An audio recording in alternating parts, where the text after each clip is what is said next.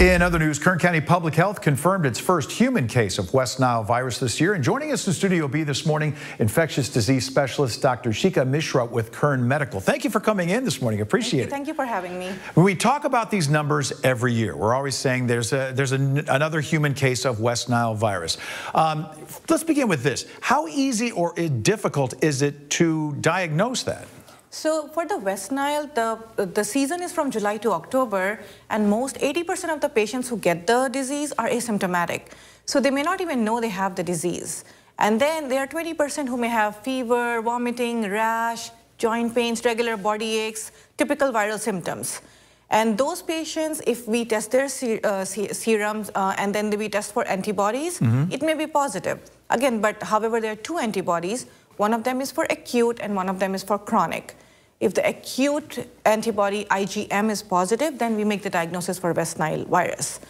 The ones that worry us are the ones that go to the brain, and they are like less than 1%, but those are generally fatal or require long-term, or they have like long-term sequelae like, paralysis, they cannot walk, memory deficits and all. Okay.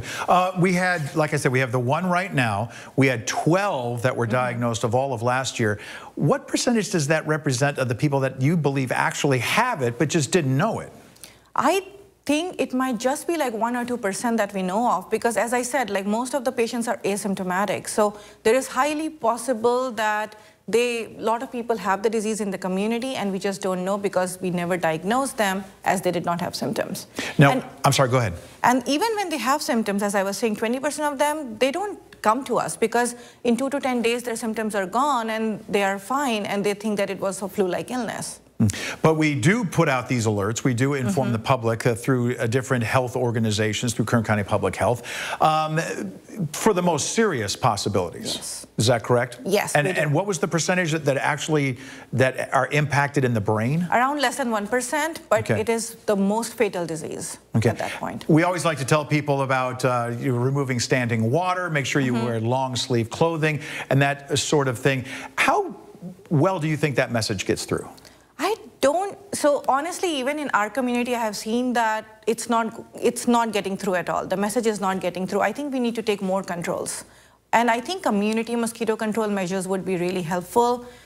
That's what I would think. What type of measures are those? Like, maybe making sure the community knows about, they have the fish ponds, making sure the pond is like clean, or they have those goldfish and stuff which eat the mosquitoes, things like that. I think those are the messages that need to get out, because we have seen there is a pond in my community as well. I think those are the messages that we need to get across as well. Okay. And if somebody were to think that they might have those symptoms, they contact their local doctor, or should they come to like Kern Medical or contact public health? They can contact their primary doctor, but ultimately I think it'll be the infectious disease specialist, not necessarily Kern, anybody in the community and the public health who will be making the diagnosis. So. Dr. Shikha Mishra, thank you for coming in this morning. We appreciate it. Thank you so much. I really appreciate being here. Very good. Thank you.